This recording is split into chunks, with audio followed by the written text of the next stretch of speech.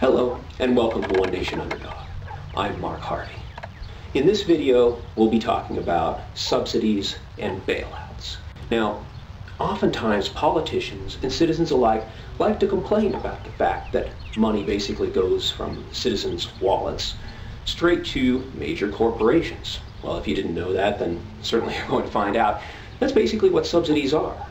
It's government's attempts to try to support businesses directly through providing them money or other sorts of forms of tax breaks. Now, I will say, though, that in this video, we're not just going to talk about the negative aspects of subsidies and bailouts, but rather focus on the reasons why governments do these things. Again, it's easy for us to complain about these, but are there any real advantages?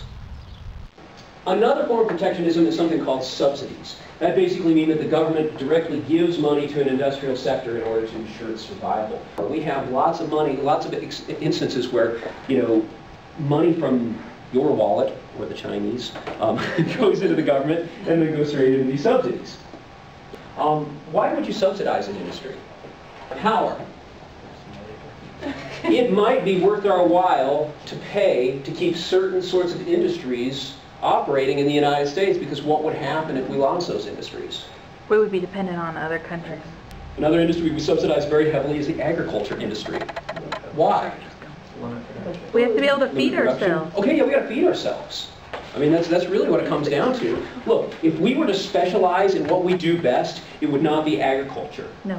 However, given the level of subsidies that we have, we're the top cotton producer in the world. If we allowed a free market for agriculture in the United States, what would happen to our agriculture industry? We would not have very many farms. Yeah, we probably wouldn't have one. Okay. Now, I don't know if our food prices would go up or go down. Not sure about that. But we'd probably be importing a lot more food from Brazil, from other places. They would have to find a way to compete with Brazilian farmers. What happens if we end up in a conflict with Brazil? Or a conflict with China, who's giving lots of money to Brazil? We starve. Right, exactly. So we got to be concerned about some of these things. We give lots and lots of money to agriculture every year. Something like 90% of it goes to very large agribusinesses, right? Very small. I mean, may even be less than 10% that go to small family farms and stuff. So a lot of times we think about it as saving the family farm, but in practice that really isn't the case. What's the effect that subsidies have on foreign producers of agriculture? Okay, so they have a harder time competing at the same level. Okay, so let's say, for example, you've got like Filipino farmer of some sort. Maybe they're good at it and they can do it more efficiently than we can and so on, right? And then you've got the United States that is paying their farmers to basically do the same thing as the Filipinos are doing. What's going to happen to that Filipino farmer? Maybe they won't go out of business, but they certainly won't be able to gain much market share. Now, the logic of the free market suggests that if you specialize in something, you might actually be able to make some money. Your country could get richer. You could do better, right? But through subsidies, it undermines and kills the ability of poor countries to do something they do very well at. Mainly because we're concerned about food security, and because we're concerned about some of the political implications that come along as well. Let's talk about the cotton industry for a second, right? This is really essential to our food security that we have. Cotton subsidies, right? Okay, why do we have subsidies with cotton? It's a very politically connected industry. If you are in, some places in the Southeast, it's a major industry. What happens if we don't subsidize that industry anymore? They lose jobs, and then these people vote, and they join tea parties, and they vote people out of office. There's a story that was on NPR where this woman from Planet Money, or this team from Planet Money basically said, okay, let's find out what it's like to make a t-shirt, and we'll use the global market to sort of take advantage of all the efficiencies we possibly can. Or the United States is the #1 cotton producer in the world, so let's start at home. So they start talking to these cotton producers and stuff, and the cotton guy is basically trying to cut a deal and everything like that, but talking total trash on the Brazilian cotton people, okay? And that sort of made them think, it's like, I wonder why they're talking trash on the people, on the Brazilians, right? So they go and they start talking to the Brazilian people, and pretty soon they realize that there's a guy who is in charge of the Brazilian agriculture industry who appealed to the World Trade Organization that the subsidies that we provide the cotton industry are unjust, are not right. And it went through the same process as we talked about with the steel tariffs before. It's like, okay, they make a claim, and then they say America's wrong. And then they appeal, and they say America's wrong. And appeal, and appeal, and appeal, right? And sooner or later it gets to the end of the line, and America shouldn't have these subsidies, is what the World Trade Organization decision is. Okay? Now, we're America, what's our response? Yeah, we're like, sorry, we're big, we got military power, and you guys can kind of, whatever, right? We just blow it up. If you win in a WTO thing, then you're allowed to engage in protectionism. You can do tariffs, you can do all sorts of stuff, right? The Brazilian agriculture ministry basically says, I'm going to contact the producers of luxury items in the United States that rich people buy in Brazil. And basically we're going to say, okay, we're going to cut off all of that stuff. Huge tariffs on all that stuff, unless they solve the cotton problem for us. Okay? So now, if you are in charge of a trade organization for luxury items, what do you know about cotton? Nothing. Nothing. Exactly. So these are guys are like, why are you picking on us, man? You got a problem with the cotton people. They're like, dude, you've got the clout. And they do. They got lots of money. And they know lots of people in Washington. So they make a couple calls. The next day, the Obama administration sent people down to Brazil to talk to them, try to work this thing out. How does it get resolved? What ends up happening is that they say, okay, we need you to eliminate the subsidies on your cotton. And the United States says, I'm sorry, we can't do that. It would cause a total political crisis, at least not right now. Totally screw us over. But I'll tell you what we can do, is we can subsidize your cotton industry.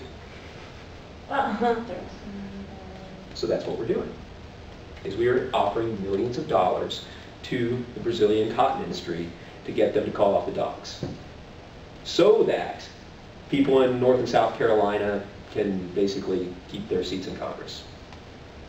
So those people won't go out of work. Why else do you want to subsidize an industry? For national defense, like with Boeing, to have the National defense, that's top right. planes, and top weapons. Absolutely. We could privatize the military, right? But where would we be security-wise? We'd potentially be in a lot of trouble. How does Boeing get their contracts? Well, they go to the government and they say, oh, it's us or Airbus. Which one do you pick? And recently the government's been picking Airbus on some contracts. Boeing can complain about Airbus being subsidized by the Europeans, right? But where would Boeing be if they didn't get a whole lot of US government contracts? Well, there are people who would have benefited from those jobs or might lose some jobs if those contracts shift in certain districts in Wichita or around Seattle. And then what happens? The representative from that district where those jobs are, those Boeing jobs are, they complain. Congress people then go back to the committee and say, are you sure you meant Airbus? Maybe we better study this for a while. And then they spend a few more years studying it, and then what happens? And then after a year or two of reevaluation, they're like, oh, maybe we really meant Boeing. I mean, it is a competitive process, right? But it's also highly political. If we get into a conflict and we break things, then we rebuild things, right? Now, unlike World War II, where we actually paid German companies or Japanese companies to do the rebuilding, we pay American companies to go in and do it. In this case, it's Halliburton or other major companies. And so, still, money goes from your wallet through the government into a private business. Some people call it corporate welfare. We like to complain about welfare that goes to poor people, but it is dwarfed by the amount of money that goes to private businesses directly from the government. Are there any businesses in trouble that needed bailing out? Okay, banks maybe, right? And here's an interesting question. Did the banking industry need a bailout? If you get a bunch of banks that are scared, what's going to happen to liquidity in a market? Right, there's nothing, okay?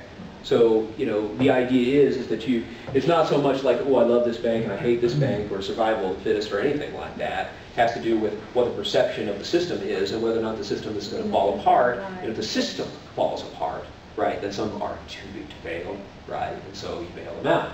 Now, there actually is a good bit of evidence to the contrary, I guess. The government made its money back with interest. Wall Street, of course, is bigger than ever. The financial sector represents a historic 8% high as of 2011, 4 years after the crisis. So that financial service industry has actually grown over the period of that crisis. And then the question is, has the bailout increased the fluidity of capital, which was its purpose? The answer, anyway, according to the Kauffman Foundation, is not really. But the growth of the financial sector runs tandem with lower rates of new business formation, not higher ones as you might expect. And this is the reasoning. As Wall Street grew in the 1980s, the number of new firms fell. It has been stagnant since then. Wall Street has been sucking entrepreneurial energy away from new business development and toward the financial sector. So we're more interested in like moving money around and making profits as opposed to actually making things to build things, to employ people. Politicians argue all the time that small business creates most jobs, and statistically this report says that is not true. New businesses create the most jobs. Now they happen to be small, right? But if you're a small business and you've been around a long time, you're not going to potentially employ as many people as a new business that also happens to be small. You know, if there's any sort of investment that should happen, it isn't necessarily just in small business, it should be in new business formation, and that Wall Street might be part of the problem, not part of the solution. Then we got the auto industry. What impact did the bailout have on Toyota, do you think? The auto bailout? You don't have to think about this. Cause the accelerators to stick. Yeah, cause those accelerators to stick. There you go. Well, let me ask you this. If we didn't bail out GM, what would happen to them? It would have closed. It would have collapsed, right? Okay. And then what would that mean for Toyota? More cars. Right. Okay. They're selling more cars in the United States. So we would be eliminating competition to Toyota. So what we basically do is we're propping up the competition. It is a subsidy. So we're basically screwing Toyota over by bailing out GM, right? Well, why is it necessary to bail out GM and Chrysler? Let's run through the logic here, actually. The president of Ford, who actually didn't take the money, he says, the industry is so interdependent. We're nearly 10% of U.S. GDP. And if one of the automobile manufacturers gets into serious trouble, it has just tremendous implications for the entire industry. Now, what are these implications? Well, there's the economy itself. He says 10% of the economy, but how does this play out? Well, obviously some people lose their job who are working for auto plants, but who else loses their job? Well, let's say that all these guys get out of work, right? Now the paint that goes on the cars, right? The steel, the rubber, the glass, you know, I mean, anybody who makes anything, you know, stereos that goes in cars, I mean, all this stuff all of a sudden takes a hit, right? And what have those businesses? They all lose their jobs. Right, they lose their jobs. And then they're all competing for the same few jobs. Yeah, and then it has a local community effect where, like, I've lost my job, so, you know, it not only means that, you know, a bunch of other people lose their jobs, but that means that, look, I'm not going to get a haircut this month, I'm going to not buy some of the same food that I did before, I'm going to, you know, I'm going to be cutting my expenses, and so the hairdresser goes out of business, you know, I mean, on and on. It hits communities throughout the United States. So when he's saying 10% of U.S. GDP, you know, he's talking about the car industry, but he's also talking about the multiplier effect of what happens if, you know, a major industry just goes out of business. That's what they mean by too big to fail, that they've been talking about in many cases over and over again, which makes a hit on the housing market, right? If you don't have a job, can you pay your mortgage? No. You move, you're foreclosed or whatever. Has a strong impact on that aspect. Then you get some people who are out of homes, they're homeless, right? Which puts a strain on public dollars unless you decide to cut all that if you get into a budget cutting mood. Public disorder, right? I mean, not joking. If you get so desperate that, you know, you're looking for just to feed your family and stuff like that, people will loot, they'll steal, and do all sorts of things. That was the conditions that we were in 1929 at the Great Depression, and one reason why there was such strong government intervention. Politicians are given the boot. People get mad, they join a Tea Party, they go through glass office, and in some cases, you know, governments get overthrown. Now, some might not say that's necessarily true in the United States, but, you know, stranger things have happened, and certainly that was one of the fears anyway when we had a Great Depression and you know, starting in 1929. As you can see, like it or not, there are advantages to subsidies and bailouts. One might even ask, if we didn't subsidize certain industries, if we didn't bail out certain industries, what would the negative consequences be? Well, obviously there's another side to this story. The other side is that a lot of times you just have to let businesses fail. You just need to allow the market to do what it does. But it does cause one to at least pause and wonder, what are the consequences of that? And do we want to face those sorts of consequences? And is the justice and logic of the market what really should rule our policies? At any rate, these are questions that you should ask as you continue your studies on the issue of subsidies and bailouts.